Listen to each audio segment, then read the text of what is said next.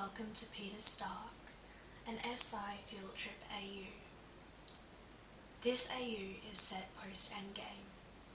Peter's field trip is, of course, to Stark Industries, and of course it had to be on the day where there is a press conference announcing Peter as the adopted son of Tony and Pepper, as well as the future owner/CEO of the company.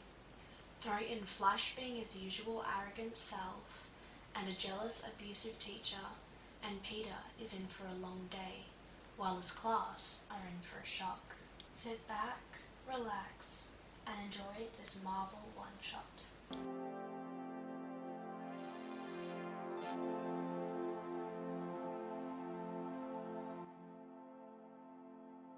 Peter woke up as usual to the Irish brogue of Friday. Good morning, mini-boss. It is 7 a.m. and time to get to school. He rolled over and groaned into his pillow. He knew staying in the lab until 2 in the morning would come back to bite him in the arse. Of all nights to do that, it just had to be the night before the field trip. As if school wasn't bad enough when he was this tired, he had to go on a guided tour of his own home. Well, home was a stretch. The tour wouldn't actually be going through the residential areas. Still, he was the heir to Stark Industries, so in a way, the whole building was his home. Once he again reminded himself that at least this morning, Flash would no longer be able to accuse him of lying about the internship. He rolled out of bed and made his way to the shower to freshen up. Relishing in the feel of the hot water flowing over him, he spent a bit longer in there than he normally would and was running late. He rushed to get his suit on, once again relieved his mother had the foresight to make it a stipulation of the tour that everyone be dressed in business attire. Making sure he had his notes in his breast pocket and that his tie was straight, Peter went to the kitchen to grab a bagel. He wasn't the only one up early though. His sister was sat in her usual chair eating a bowl of cereal. His mother put a plate with his bagel on the counter for him, as well as a cup of coffee. Morning, sweetheart. He smiled at his mother before bending down to kiss the top of his sister's head. Morning, Mum, and good morning to you too, Morgana. His sister ignored him, which was very unusual for her. Morgan, I know you're tired, but that does not mean you can ignore your brother. You wouldn't like it if he ignored you, would you? Morgan shook her head and faced her brother. Sorry, Petey. He ruffled her hair and gave her his patented, I can't believe I have a sister as adorable as you are, smile. It's okay, Morgan. Did you not sleep well last night? Morgan once again shook her head. I had a scary dream and couldn't go back to sleep. Peter gave her a one-armed, sympathetic hug before whispering in her ear, I've got a secret that'll make you feel better. At this, the 4-year-old instantly perked up. Peter was going to have it be a surprise, given just how much his sister loved his girlfriend, but he decided to tell her in order to cheer her up. MJ is going to be coming over after school later, and she told me that she was looking forward to spending time with you more than me. Pepper watched as the smile on her daughter's face grew tenfold, and marveled at the fact that no matter what was wrong with her daughter, Peter always somehow made things better. Friday announced that Happy had arrived and was waiting for Peter downstairs in the parking garage. Peter turned around to pick up the bagel from the plate, but it wasn't there anymore. Pepper had already taken it and put it in a napkin for him to carry with him, and a thermos for his caffeine fix. He kissed her cheek. Thanks, Mum. I'll see you later. Love you. Love you too, Morgana. He got into the elevator and made his way down to the parking garage. Morning, Happy. Happy nodded. Never one for too many words normally, but especially not before 8 in the morning. They made the trip to the school in silence, with Peter focusing on his notes for the press conference later that afternoon. They eventually made it to school, and just before Peter was about to get out, Happy turned to face him. Your aunt will be very proud of you today, kid. I know I am. You are turning into one hell of a young man." Peter was shocked at the compliment and nearly teared up. "Thanks, Hap. That really means a lot to me." It did. Peter always wanted Happy's approval, but in the last few days, Peter had been thinking about May a lot. He had hoped he was making her proud and living up to the man she hoped he would become. It was a weight off his shoulders to have someone tell him he was. He thanked the man once more and got out of the car and made his way over to the bus that was going to take him straight back home. Tony really had been a dick, making the tour and press conference the same day. If he did the tour after, Peter could have at the very least slept in. If not, just stayed home and worked in the lab. Nobody would question him not showing up if he had already been announced as the adopted son of Tony Stark and Pepper Potts. As the future owner of the company, why would he need the tour? At least it was a day out of classes, time which he can spend with Ned and MJ. When he saw his best friend and girlfriend near the front of the bus, he walked up to them, kissed MJ hello, and nodded to Ned. "This should be fun," he said sarcastically, Ned not picking up on the sarcasm, and took him literally. "I know, right? I can't wait. Do you think we will meet any Avengers?" MJ just shook her head at a friend and let Peter answer. "Dude, you have not only been to the tower multiple times, but have met all the Avengers at least once, and most of them numerous times. Just last week you kicked Clint's ass at Mario Kart." "That's not the same. This is different. We are going to get a tour of the tower instead of just the residential area. I wonder if we will get to build something." Before Peter could answer him, he was cut off by Flash. "I really can't wait to see the look of humiliation on your face when we get there and nobody knows who you are. Pathetic, really, that you've kept up the lie even after the blip. You'd think half of the universe being wiped out would make you grow up, but I guess not." MJ went to say something, but a light squeeze of her hand from Peter had stopped her. He led her and Ned to the doors of the bus that had just opened, ignoring Flash entirely, which just infuriated the bully. "Hey, Penis, I'm talking to you." He grabbed Peter's arm and went to turn him so that they would face one another, but just as he was going to get Peter, he was called out over to speak to Mr. Harrington. "Yes, sir?" "Peter, you're a good kid, and I get wanting to fit in and doing what it takes to be popular. That being said, this lie needs to stop. We let it be when it didn't matter, and it was never really going to matter. We even gave you the last week to come clean before today, and you haven't taken the chance. You need to admit you never had an internship. It would be easier now than when already in the building, and it won't reflect poorly on the school." Peter was livid. He did not like being called a liar. It was one thing for a bully to do it, but a teacher? Really? He kept his cool though. "Mr. Harrington, have you any proof to back up your accusation?" This was not the response the teacher was expecting. "Well, no, but—" Peter cut him off. "Well then, with all due respect, sir, until you do, this conversation is over." Before his teacher could do anything other than stand there in shock, Peter made his way onto the bus and took his seat next to his girlfriend. "What was that about? It looks like you broke him." MJ laughed. "She's right, what did you say to him?" Peter repeated the conversation for them, and neither found it funny anymore. "Don't worry, loser. Another hour and everyone here who ever doubted you will have to accept that they were wrong. Although, now I don't know who's to pay attention to when going through security, Flash or Mr. Harrington." This made Peter smile, and as the bus took off, the tension in Peter's shoulders eased off as he relaxed a bit. Mr. Harrington had already given the speech on how he expected everyone to behave before they arrived, So they all got off the bus, and everyone, even Peter, who should have been used to it at this stage, were all in awe of the sleek building in front of them. After a minute of admiration, Mr. Harrington got their attention and led them inside to the lobby. He went up to the receptionist and explained who he was and why he was there.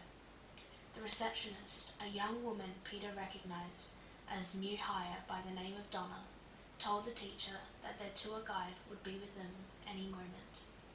The class kept looking around the lobby with its floor-to-ceiling windows, massive chandelier, and furniture that looked like it cost a fortune.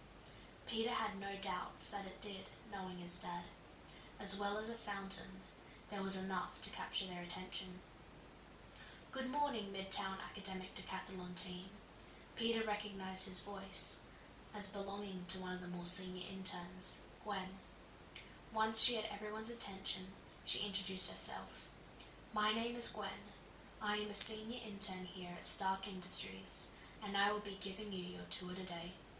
Before we begin, though, you will need to be given your visitor passes. These are to be worn and openly displayed at all times, or you will be asked to leave. I will also take this opportunity to remind you all that you have signed NDAs, and unless in an area I tell you that it is okay, there will be no photography." She paused to let what she said sink in. There are 6 coloured lanyards used here at Stark Industries. White for visitors, blue for press, green for lower-level employees, red for medium-level employees, purple for higher-level employees. All of these have different levels depending on the department you work in. For example, as a lower-level employee, I have a green one, with alpha clearance as a member of the R&D department. An intern in HR would have a green lanyard with a Charlie clearance. Chances of you seeing anyone with a black lanyard are slim, but if you do, they are the highest clearance level. Alpha would be for Mr. Stark and Mrs. Potts' family, Beta for other residents, and Charlie for friends and family of the residents. When I call your name, come up and collect your badge. It will have your name and picture, as well as your reason for being here. They are only going to work today, so you will be able to keep them as a souvenir at the end of the day. Once everyone had their badges, we will make our way through the scanner at the opposite end of the room. You will scan your card, and Mrs. Stark's AI, Friday, will announce your name and clearance level, so don't be surprised by that. You then need to make your way over to the security officers and drop off your bags. You can collect them at the end of the day. With that said, she called everyone up. Everyone, that is, except for Peter, MJ, and Ned, who had put their own black badges on as everyone else was getting theirs. Mr. Harrington, who was still seething over the way Peter had spoken to him earlier, having been keeping track of the names, noticed that the 3 of them weren't called. So before Gwen could lead them to the scanner, he stopped her and had to hide his glee as the moment Peter was going to be shown for the lie he was had finally arrived. "Sorry, Gwen, 3 of my students haven't received a pass: Peter Parker, Michelle Jones, and Ned Leeds." At the names, Gwen looked up at the group in full. "Oh, Mr. Parker, I didn't even see you there. I should have put 2 and 2 together and realized that this was your class when I read Midtown." Peter smiled, still not liking the whole Peter Parker thing. "Hi, Gwen. Nice to see you again." Gwen flushed and turned to Mr. Harrington. "They already have badges. In fact, I was wrong. You are going to see people with a black lanyard. You'll be spending the day with 3 of them." Before anyone could ask any more questions, they were led through the scanner. Gwen Stacy, security clearance, Alpha. As expected, despite being warned, a few people still jumped when Friday spoke. Mr. Harrington went next. Roger Harrington, security clearance white, Charlie, tour group. This was how it went until the only ones left were Peter, Ned, and MJ. Ned Leeds, Security clearance black. Charlie. Welcome back, Ned. Enjoy the tour. Everyone was shocked. The AI that ran Stark Industries knew Ned. They were even more shocked when MJ went through. Michelle Jones. Security clearance black. Charlie. Hello, MJ. Minnie Stark is looking forward to seeing you later. She hasn't stopped talking about it since Peter told her you were coming. MJ secretly thrilled at the thought of it. She had always wanted a little sister, and Peter's was adorable. She couldn't wait to see her either. Before anyone else could process what was going on, Peter went through. Peter Parker, security clearance black, Alpha.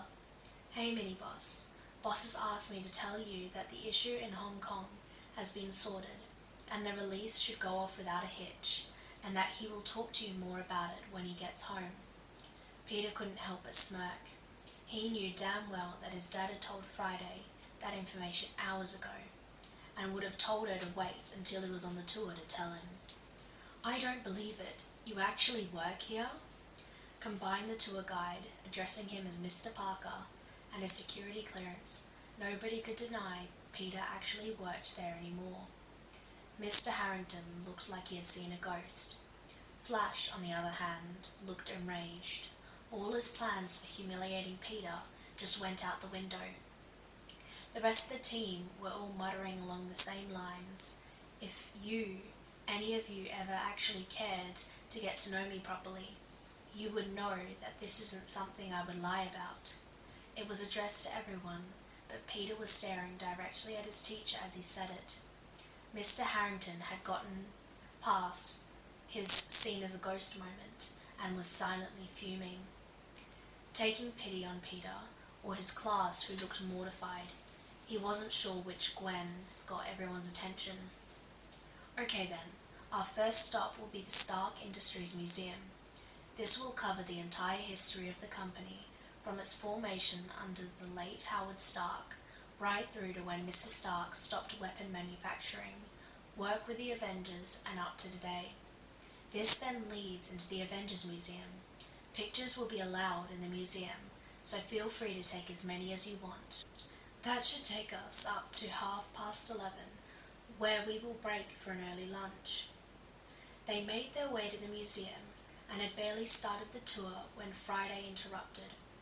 My apologies for the interruption, Mini Boss. Big Boss has asked me to ask you to take her 10 o'clock meeting, as she is going to be delayed in a 9 o'clock with the board, and Boss is still on his flight from Hong Kong. It didn't surprise him in the least. The board would be delaying her. All right, Friday. Tell her I will, but get her to have Janice drop off everything I'll need in my office. There was a pause before the AI responded. Janice is en route now, and Big Boss says thank you.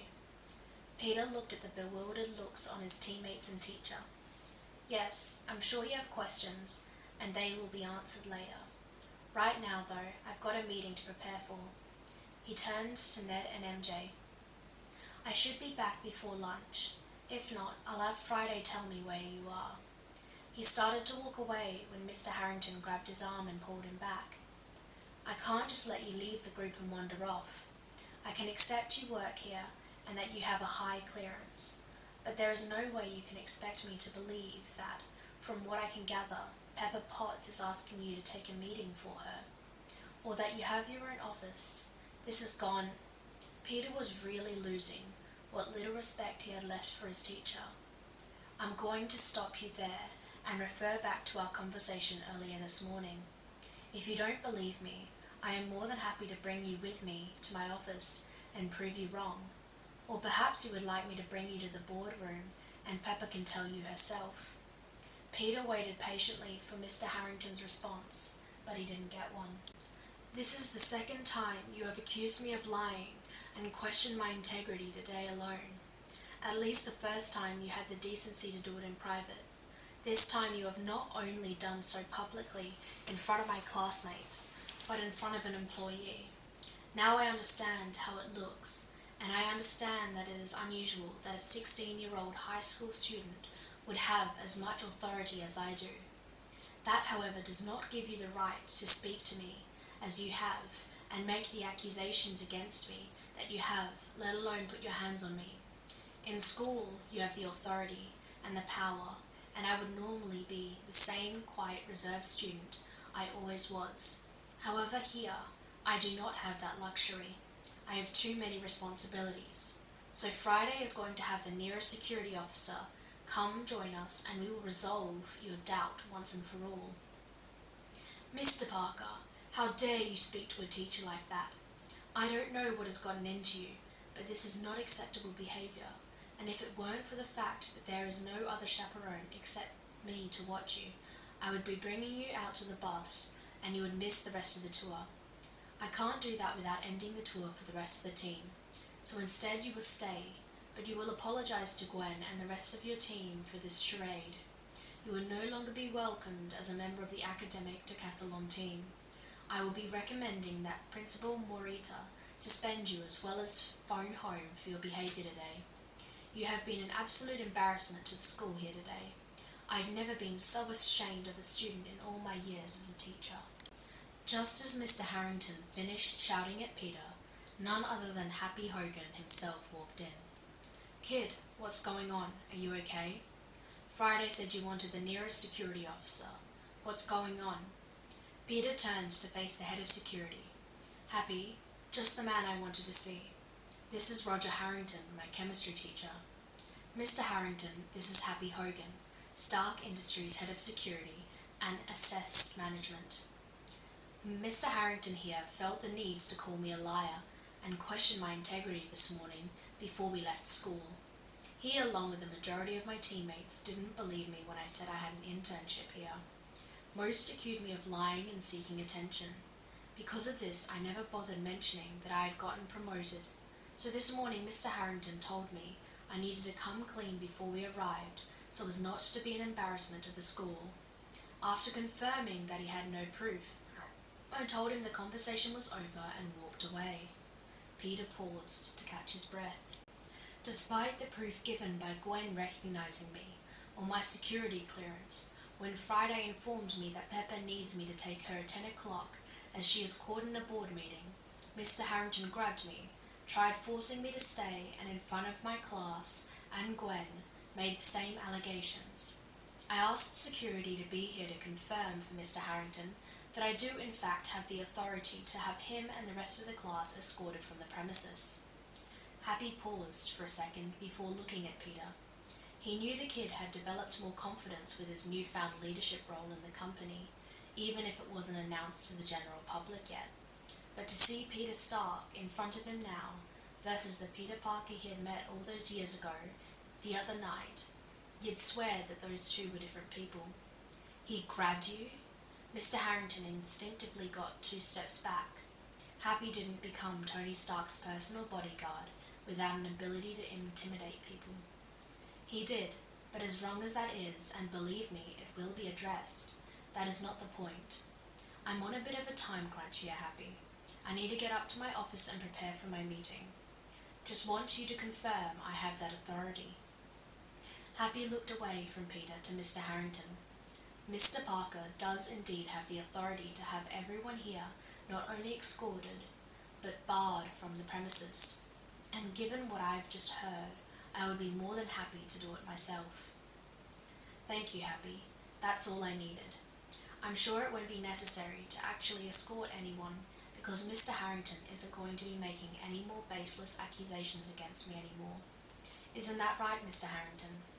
The chemistry teacher looked as if he wanted to pass out, but he nodded nonetheless. Yes, Mr. Parker, that is correct. I am sorry. Peter turned to the rest of his class and Gwen. I am very sorry you had to see all of that, everyone. I know it is not a version of me you would ever expect to see. Everything will make sense later. In the meantime, please enjoy the tour. With that, he left everyone with their jaws hanging open. Even Ned and MJ, who knew just how much authority Peter actually had, were shocked when he spoke to a teacher like that. Flash summed up what everyone was thinking in 3 words. What the fuck? Mr. Harrington didn't even bother reprimanding him for the language. He was, in fact, thinking the same thing. Peter made it up to his office, not even noticing everyone who said hello to him as he passed. Once inside, he closed the door. Friday, activate blackout protocol now. The windows all darkened from the outside so nobody could see in, but he could see out. The room became soundproof and the lights dimmed. The idea for this protocol was originally for his heightened senses, but it would also work for a panic attack, which Peter was pretty sure he was about to have if his breathing was anything to go by.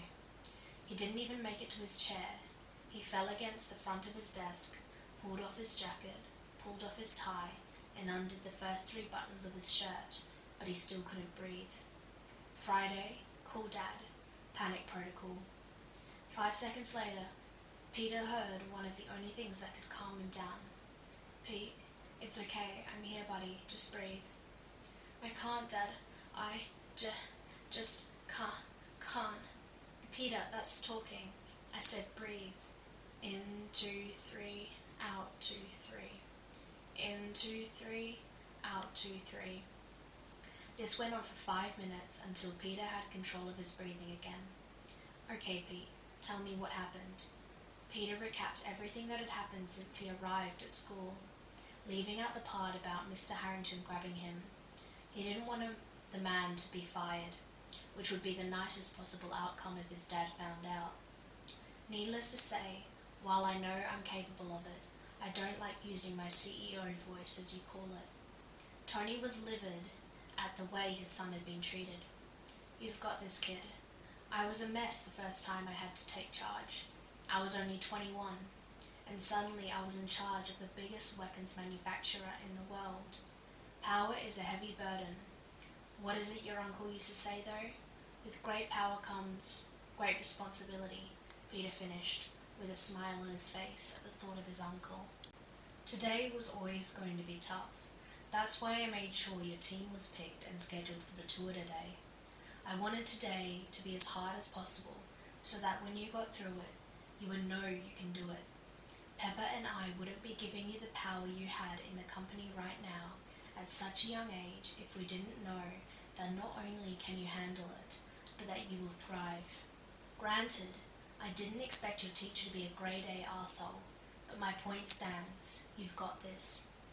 Peter felt 100 times better after talking to his dad. He always did. Okay, you're right. I can do this. I can do this in my sleep. I've got to go. I have a meeting to prepare for. Tony smiled to himself. All right, kid. I'll see you soon. Love you. Love you too. Peter stood up, fixed his shirt, redid his tie, and brushed the wrinkles out of his jacket before putting it back on and sitting at his desk, and going through the notes his mother's assistant had left there for him to go through. At 10 a.m. exactly, Peter walked into the conference room 3, and the occupant stood up, shocked to see him.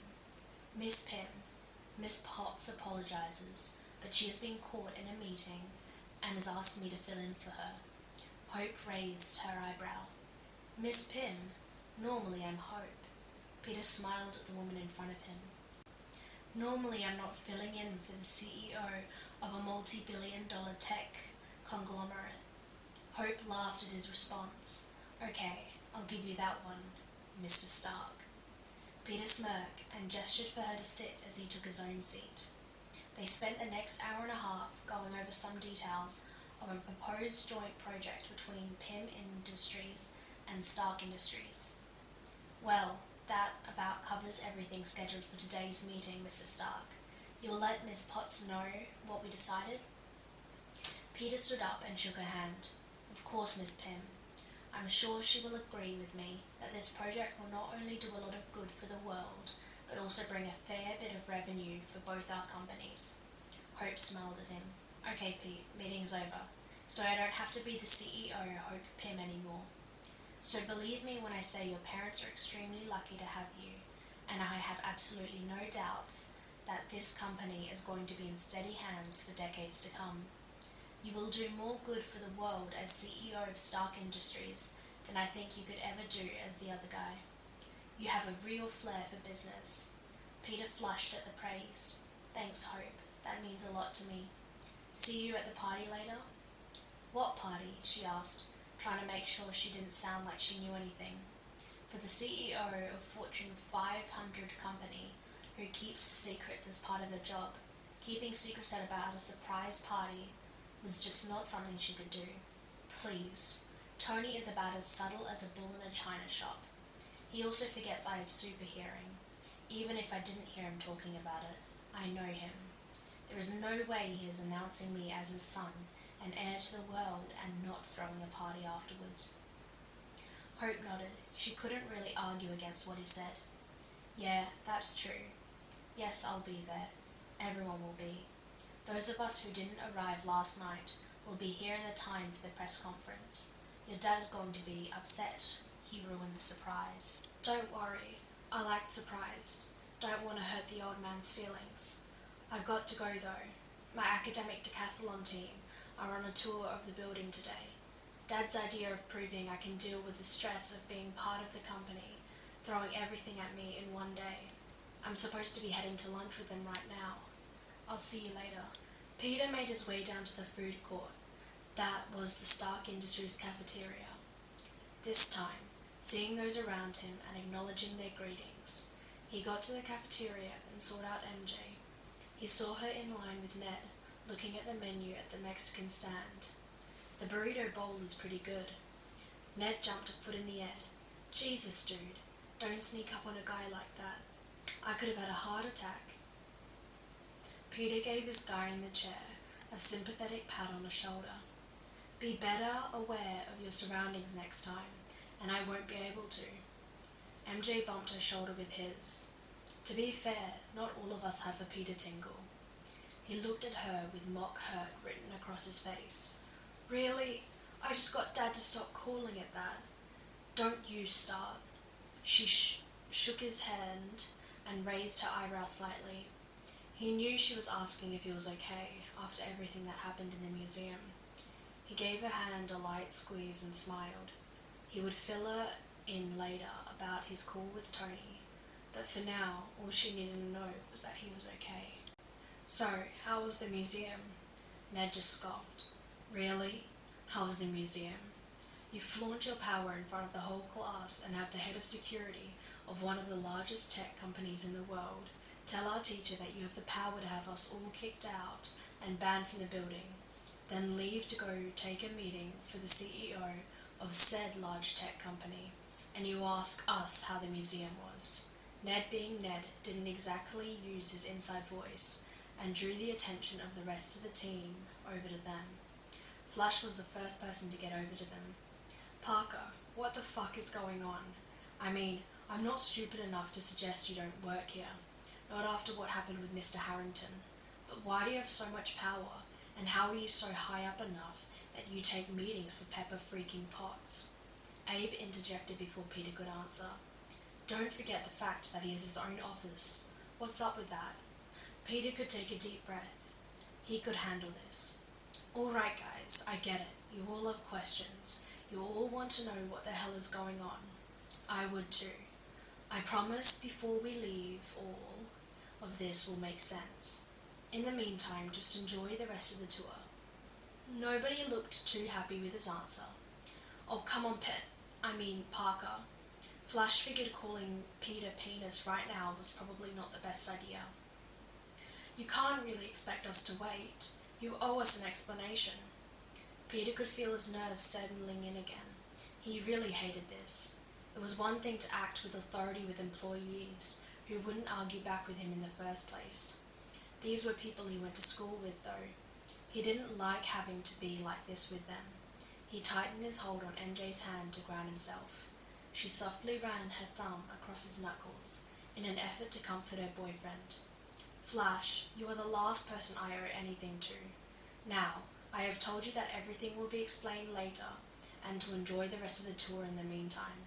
If that isn't good enough, I can have someone escort you back to the lobby and keep an eye on you until the tour is over. Flash wisely kept his mouth shut and walked away. Everyone else looked like they wanted to say more, but were afraid of the response they would get. Peter smiled at them. I promise, guys. Give me 3 hours and everything will make more sense. I just can't say anything yet. We have the loves next, and it's supposed to be a surprise, but I'm keeping enough things from you today. Dr. Banner is going to be there to show us a college-level experiment and answer some questions. This cheered everyone up, and they all spent the rest of lunch coming up with questions for the famous scientist. Surprisingly, only a couple were Hulk-related. Peter figured he shouldn't be too surprised. Midtown is one of the leading STEM schools in the country. Everyone on the tour was a major science nerd and would be just as excited, if not more excited, to meet Dr. Banner as they would to meet an Avenger. Gwen came to collect them at 12:30 and escorted them to the 32nd floor. Alright guys, this is one of the R&D floors. These labs are used for less dangerous inventions, such as the Stark phone and Stark pad. You have half an hour to look around and ask questions. Please do respect the fact that while you are on a tour, these guys are working and may be too busy, or I'll be honest, too caffeine deprived to answer you. If so, don't take it personally and either observe or move on. Please also remember not to touch anything. Peter, Ned and MJ made their way around the room, looking at the work that was going on. Ned and MJ asking a few questions here and there. Peter, on the other hand, had the interns asking him for help with their questions, or even just his opinion on whatever they were working on. This did not go unnoticed by the class, who were all looking forward to the moment they found out just what the hell was going on. Flash actually had the nerve to ask one of the interns what Peter did that made everyone think he was so special. The intern in question was busy applying an intricate detail onto the piece of hardware in front of him. Kid, can't you see I'm busy here? I don't have time to answer any questions, especially questions as stupid as that. Flash huffed in anger and knocked the piece of tech out of the intern's hand, causing it to break when it fell onto the table. If you have time to talk to Penis Parker, then you certainly have time to talk to me. Peter, who heard the whole thing, just sighed. Will he ever learn? Ned and MJ turned to him with looks of confusion. Flash was the only answer he gave, and only one he needed. Still, he waited until Gwen called him over, who explained everything that happened, with the intern filling in the missing pieces of the conversation that, without his super hearing, he wouldn't already know about. Normally, I'd have security escort him to the lobby, but given that he is a part of your class, I wanted to check with you. Before Peter could say anything, Mr. Harrington injected. This seems a bit excessive. I'm sure Mr. Thompson will be well behaved for the rest of the tour. Peter's patient had officially run out at this stage, and he was done being nice and holding back. Roger, you really need to stop talking. The only reason this tour is even still going ahead is because I'm allowing it. After the way you grabbed me this morning, you're lucky I didn't cancel it and call the police to press charges. I may even do that yet. So for the sake of everyone else, do not open your mouth unless spoken to directly again until the end of the tour, or I will have the rest of the tour cancelled and have Midtown barred from ever entering again and being offered a tour. Mr. Harrington opened his mouth to retort, but Peter lifted a finger to stop him. Not a single word. With a furious look, the teacher closed his mouth and kept it closed, jaw tight as he resisted the urge to shout at his student. Former student by Monday morning, if he had anything to do with it. With a disappointed sigh, Peter turned to Flash. For someone so intelligent, I would have thought, once you realized I was never lying, you would keep your head down and just enjoy the tour. Instead, not 15 minutes after being given clear instruction a first grader could follow, you managed to disrupt this employee and destroy a piece of equipment that cost thousands of dollars. I don't know what you expected to happen, but you leave me no choice. The security officer outside is going to come in, escort you down to the lobby, and keep an eye on you until your emergency contact can come collect you. You are officially barred from any and all Stark Industries properties and events.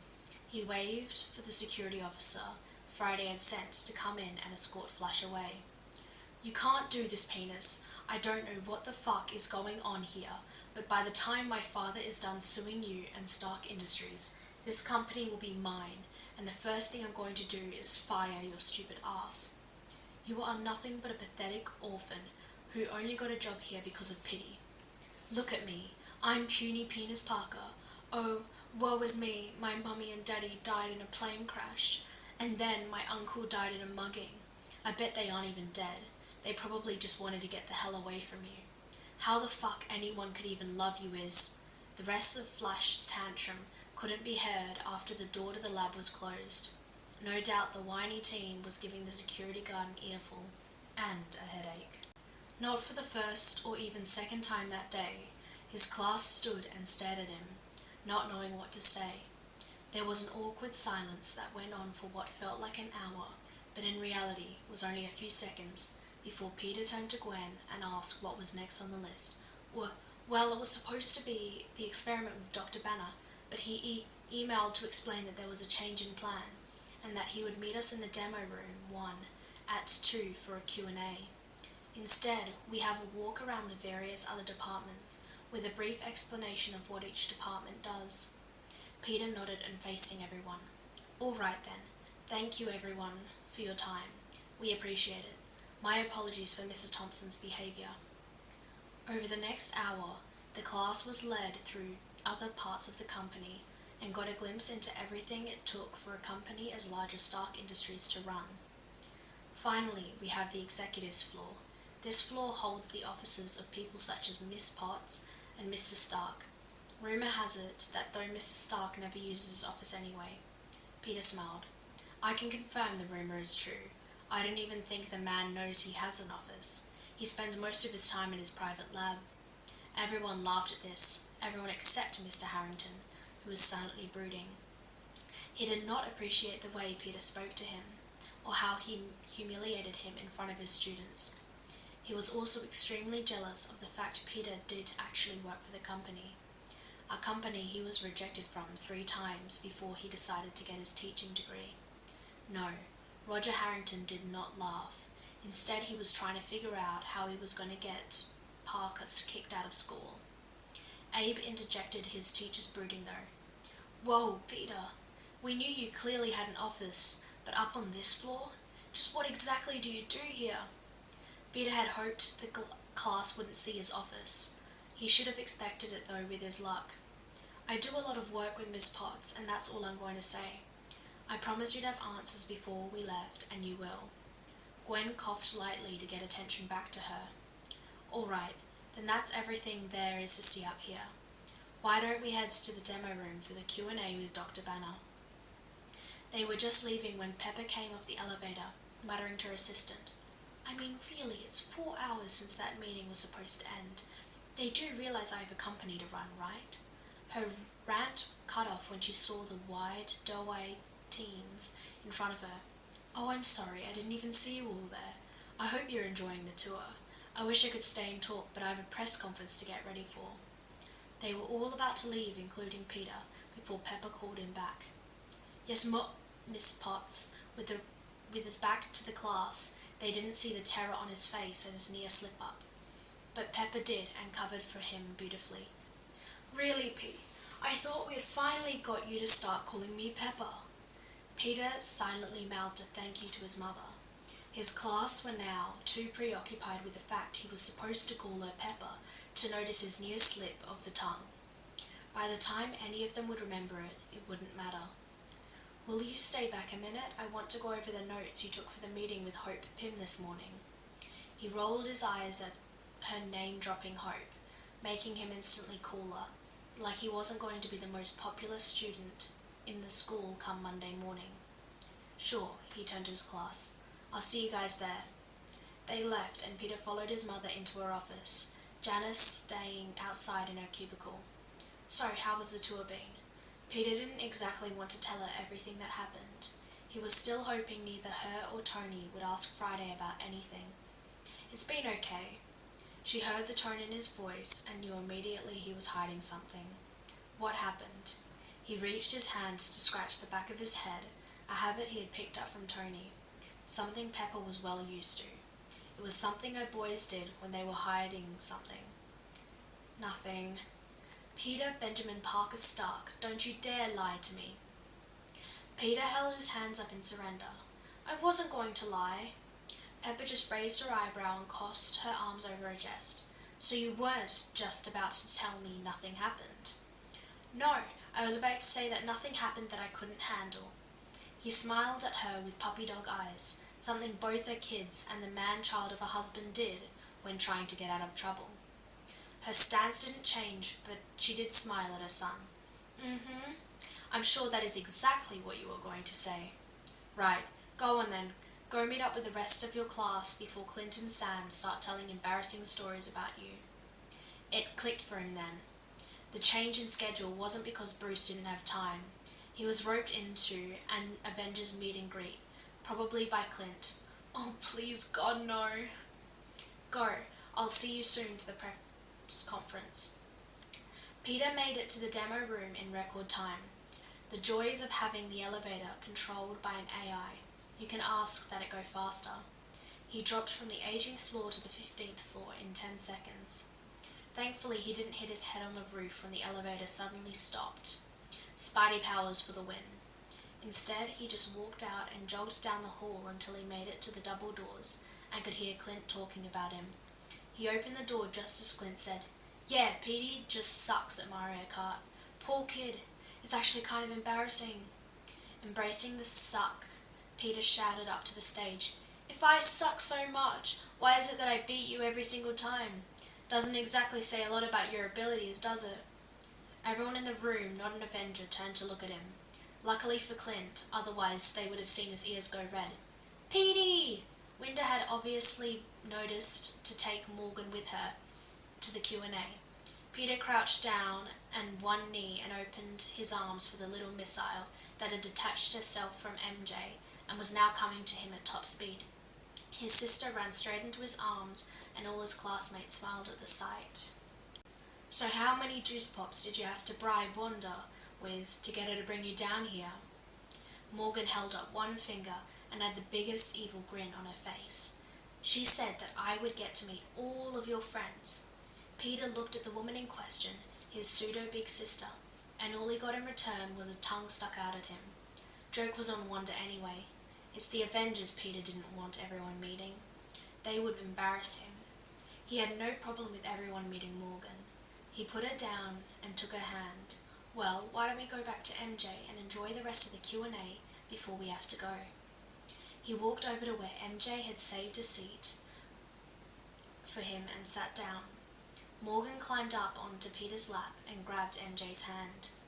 Peter knew he would be having Friday show the recording to Tony later. Rub it in that he was still only his daughter's third favourite person. Neither Peter or MJ were aware of the stares they were getting from everyone. The other teenagers in the room thinking that they were cute, or the Avengers thinking the couple would make great parents someday if they stayed together. The Q&A went on for another 10 minutes before none other than Tony Stark walked into the room. Everybody other than Peter missed the look of pure loathing he shot at Mr. Harrington, and Peter knew then that Friday had betrayed him and told his dad everything. "All right, everyone, this ends the Q&A. We do have one last surprise for you, though, before the end of the day. If you could all follow Gwen to the briefing room next door. You will all get to sit in the back row of one of Stark Industries' biggest press conferences in a while. Peter, a word, please." They stood up. Ned gave Peter a fist bump and wished him luck. MJ wished him luck by kissing him, which made Morgan giggle. "Ew!" Her reaction only made everyone else laugh at the young couple blush. Blushing didn't stop Peter from covering Morgan's eyes and giving his girlfriend a quick peck before walking away towards the stage, watching as his sister ran to welcome their dad back. "Hey, Dad," Peter smiled apprehensively. "Don't you hey Dad me. Did you really think I wasn't going to find about him?" He covered Morgan's ear and whispered, "Manhandling you?" The rest of the adults in the room were all hyper-alert now, Bruce's skin taking on a darker green tinge than usual, the new sign that he was getting angry, since he and the Hulk had reached their understanding during the blip. "No, I knew you would. I was just hoping you wouldn't find out until after I dealt with it." Tony huffed in annoyance. "Oh, you were going to handle it, were you? And how, pray tell, were you going to handle it?" Peter sighed. "I was going to wait until after the conference and tell him that he needed to resign and find work that didn't involve children, or he would have the full force of the Stark name, and all of it entailed breathing down his neck for the rest of his life. That shut Tony up, which made the other heroes in the room chuckle. If only slightly, they were still furious. That's not actually too bad. I prefer my way of having the Avengers kick his ass, but your way is very Pepper Potts, which I'm sure she will love. Well, apart from the reason why you were imitating her. She's on the warpath right now. When I left, Happy looked genuinely scared. We should probably fix that before she steps up on stage. Her looking angry might not go over well with the press, given the fact that we are announcing me as your child and the next CEO of Stark Industries. Tony smirked at his son. Oh, there is no we about it. You and I both know there are only two things in this world that cause your mother to lose all logic and rational thought, and that is the thought of either of you and or your sister being hurt in any way, shape or form. You had the chance to tell her earlier, and your words were, according to her, nothing I couldn't handle. So you can go in there ahead of us and handle with your mother. He sighed, knowing he was about to get an earful from his mum. I'm telling her you said that she was something for me to handle. His father winced, but said nothing. He led everyone out the back of the stage, into the hall, and into the office at the back of the podium in the briefing room. Luckily for him, it was soundproofed. As soon as he opened the door, he got the tail end of a rant that had no doubt been going on for a while. Care about how it looks, Happy. That smug son of a bitch put his hands on my son. I don't give a shit if I end up in prison, or if it is caught on every camera in the room. You are going to get out of my way, and I'm going to go in there, rip out his throat, and shove it so far up his arse it will be back in place. Peter took his chance to interrupt. Is now a bad time? I can come back. Pepper turned around, and when she saw him, she ran forward and pulled him into a hug so tight he thought she might break a rib. Fortunately or unfortunately, depending on how you looked at it, the hug only lasted a second before she was pulling away. Nothing you can't handle! The sudden increase in volume caused Peter to physically repulse. He can usually deal with sudden loud noises if he was expecting it, and he could prepare, like the school bell. If he wasn't expecting it though, it hurt. Oh crap, baby, I'm sorry, I didn't mean to shout. Tony wasn't wrong. All logical thought leaves his mother's mind, including the thought not to shout at him from that close unless she wanted it to hurt. It's okay, I should have told you, but I didn't want you going all mother bear on him in public. I had a plan. She was still absolutely fuming, but she had calmed down considerably since shouting at him. Guilt was one way to calm her down apparently. Peter explained what he was going to do, and while she didn't think it was enough, it would do. All right then, do you want to introduce him, Pep, or will I? Pepper smiled at her husband. You do it, Tony. I may be CEO, but this is your company, and your name he is taking. You should get to introduce him. Pepper and Tony, and to the surprise of his entire class, apart from Ned and MJ, Peter made their way out and onto the platform. Peter stood to the side and back while Tony pulled Pepper up to stand by his side. As far as he was concerned, it was their company, and while she may not use it, it was in her name too. Good afternoon, everyone. I'm sure you are all wondering what is going on and what this conference is going to be about, so let me get it straight. 6 years ago, I came across a video on YouTube by a young high school sophomore of some broken, outdated tech that he found in a dumpster, that he cleaned, fixed, and repurposed. It caught my attention, so I tracked him down and offered him an internship here as my personal intern. Over the next year, I worked closely with this young man, got to know his aunt, who was his guardian, and we got close. Close enough that he was regularly over here and having dinner with myself and Pepper. We grew to think of him as family, and he felt the same. Not that we were admitting it, for fear of overstepping. Then the blip happened, and he was one of those lost. When the Avengers brought everyone back, we got him back, but had the unfortunate burden of letting him know that his aunt had passed away 2 years previous. We have organised this conference to announce the adoption of and introduce the newest Stark and future owner and CEO of Stark Industries, our son, Peter Stark. The room erupted with photography, and everyone was talking over each other, trying to get their questions answered. Peter's classmates were in disbelief, even if everything that happened that day finally made sense. Roger Harrington wanted the world to open up and swallow him. He had grabbed the son of Tony Stark and Pepper Potts. There was no way he was going to get away with this. Some quiet scholarship kid, who very few people liked, sure. The son of Tony Stark and Pepper Potts? No way whatsoever. I know you have a lot of questions. Neither Pepper or I will be answering any, but Peter has agreed to answer a few questions. He does reserve the right to not answer any questions he is uncomfortable with. I will also remind you all that he is still a minor, and any harassment or false stories spread about him will be prosecuted to the fullest extent of the law. With that said, let us introduce you to our son. Peter replaced Tony and Pepper at the podium. Hello everyone. As my dad has said, my name is Peter Stark, previously known as Peter Parker. I am happy to take a few questions, but not any that are shouted up at me. I will take questions one at a time in a calm, orderly fashion, or not at all. So, first question.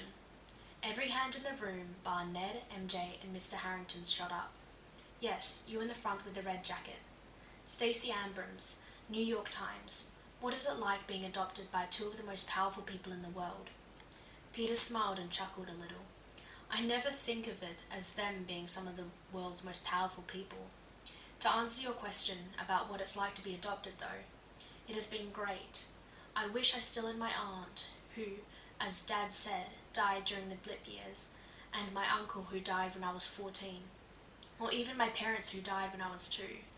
That said, though, if I had to go through the loss of those key people in my life, then I am and always will be eternally grateful that at the end of that dark tunnel is my new family. Next. What involvement have you had in the company so far? As my dad said, I was his personal intern before the blip, so I had a heavy involvement with R&D. I did sit through a few meetings with him every so often, but those usually took place while I was in school. Since the adoption, I have been spending a lot of time under my mum's wing, and she has spent a lot of time showing me the ropes. I am now third in the pecking order behind my parents. Any time neither of them are available, if I am, everyone comes to me, which let me tell you is surreal at 16. Like my parents said though, what better way to be prepared to be number one than to take the reins from time to time when you still have support to fall back on? Do you plan on leaving school given, by your own admission, you already play a key role in the company? No, I will finish out the end of my high school career, and assuming I get accepted, the plan is to go to MIT. Once I have graduated with that, our hope is a double major in bio and chemical engineering. I will take on full-time role in the company.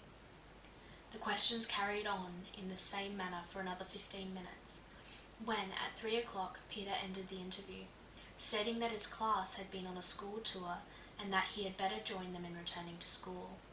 This was, of course, said after a warning that they were all minors and could not be questioned without a parent or guardian's permission. The media tried getting Mr. Harrington to answer some questions, but he was too afraid of what was coming his way from the way he treated Peter earlier to even think of a comment. In the office behind the briefing room, Peter was being congratulated by his family for the first press conference. Clint handed him a bib that was embroidered with baby's first interview, as well as the date. Thanks, Clint. I love it. Friday reminds to have it framed and put in my room. Peter knew that it would bug the older man to no end. Plus, he did actually love it. It was given as a gag gift, but it was a gift nonetheless. Unbelievable. Stark, you need to return your kit and get a new one. This one is broken. Peter put on his puppy dog eyes and even worked up a few tears. What? No, I'm sorry, I'll do better. Please, I can't lose another set of parents. Please, I promise I'll do better. Everyone stared up at him in horror. Peter, no. What of course we wouldn't. Peter looked like she could murder Clint, who just looked like he had killed a puppy. Kid. No, I was joking, I didn't mean. Peter couldn't help it anymore and burst out laughing. "Oh, Jesus, you're right, Nat. Throw a couple tears and he is really too easy." While everyone stood silent, Peter turned to leave. "I'll meet you upstairs. I have a teacher to scare." The media had all been correlated by security to another room, so all the tour group could leave without being harassed. Warnings be damned. Some of those reporters just wouldn't print anything without permission from a parent or guardian. They would still pressure the teens to answer. While everyone was getting their bags from security, Peter found the man he was looking for. Roger. The teacher turned to him at the sound of his name. "Mr. Stark, I want to Peter once again held up his hand to stop him. "I'm not interested in your apologies. You're not actually sorry. You're just afraid of the repercussions of your actions. You are on both video and audio recordings physically and verbally abusing a student under your care, so you have two options. Option 1 is you escort the rest of the class back to school. You will walk into Principal Morita's office and resign effective immediately. Give him whatever reason you want. You will then go home, pack up all your possessions and leave the state of New York and go about your life in a new job that does not involve any interaction with children. Believe me when I say we will know if you go against these terms, which would leave option 2. Now, option 2 is you having the full force of the Stark name and all that comes down with it, breathing down your neck for the rest of what I would expect to be a very short life. You see, option 2 involves my parents getting involved, which you do not want, trust me. In fact, when my mother found out, I walked in on her trying to get past Happy. You remember Happy, right? From this morning? The older man paled even more than he did when Peter started talking, which the younger man didn't think was actually possible. "I'm sure you do. Well, anyway, like I said, she was trying to get past him, going on about how she didn't care that the room was full of reporters from media publications from across the globe. She wanted to go out and rip your throat out and shove it so far up your ass that it would be back in place, which I don't understand how she thought she would physically be able to do that, but all logical, though, leaves that wonderful woman's mind whenever me or my sister are in the way, shape or form threatened and or in pain. That being said though, it is Pepper Potts we are talking about, so I wouldn't be surprised in the slightest if she did actually manage to figure out how to do it. Then, of course, you'd have my dad, who is first line in a long list of Avengers who would love nothing more than to get you alone in a damp, windowless room in the middle of nowhere where nobody would ever find you, let alone hear you scream, and have a nice conversation with you. Natasha Romanoff looked like she wanted to commit actual war crimes against you, which I'll be honest, absolutely terrifies me, and I wouldn't be the one going through it. Then again, the Avengers are heroes, not criminals. Well, not anymore, in the case of some of them. So, I probably could convince them all to just allow option 2 to be Stark Industries' legal team tear your life apart until there is nothing left. After all, we do actually have enough evidence that even a newly minted lawyer fresh out of law school could win a case against you, let alone a team of literally the best lawyers in the world. They get paid so much, we only accept the best, and I'm sure they would find further incriminating evidence against you.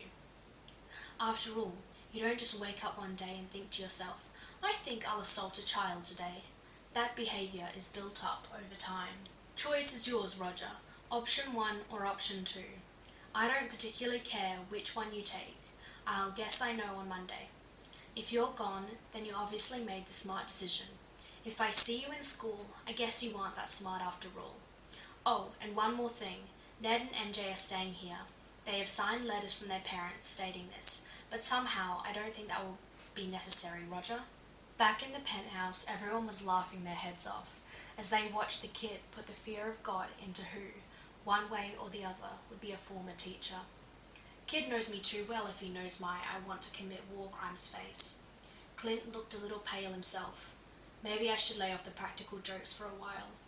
Tony turned to Pepper and smiled. There is your answer to the age-old question on nature versus nurture. He is not ours biologically, but he is 1000% ours. Once Roger Harrington left to get on the bus, looking pale enough that Peter thought he actually might pass out, He turned to face the two people waiting for him. Dude, I know you're like super powerful now, and the heir to the Empire and all that, but that was something else. Did you see his face when you said Black Widow wanted to commit war crimes? I mean, you shouldn't have to act like that at all. He is, or I guess was, a teacher. But that was, and earlier with Flash, and the way you, or with Happy. MJ rolled her eyes and shook her head while Ned carried on, leaning in to whisper in Peter's ear. Is it wrong that I found you threatening him like that hot as fuck? Peter blushed a little. Probably, but you won't hear me complain about that. They made their way to the elevator, and before they got on, Peter stopped Ned from ranting. Ned, you aren't even forming sentences anymore. Relax before you pass out and miss the party. Tony was not happy to hear Peter knew about the party. All right, which idiot let the kid know about my party? Nobody answered them, all looking around to see who did it, until Hope laughed. Might want to look in the mirror for that idiot, Stark. I believe his words earlier were, Tony is about as subtle as a bull in a china shop. He also forgets I have super hearing. Even if I didn't hear him talking about it, I know him. There is no way he is announcing me as his son and heir to the world and not throwing me a party afterwards. This, of course, caused everyone to laugh at the now blushing man. That's it, no party. Kid wants to be a smartass and thinks he knows everything. He gets no party. Pepper raised her eyebrow at the sulking husband. Tony! Fine, he can have a party but no present. Tony! Fine, he can have a stupid present too. Thank you for listening to this one shot. I hope you enjoyed it. Make sure to like and subscribe and turn on notifications to make sure that you don't miss any more audiobooks coming up in the future. And I hope to see you all again next time.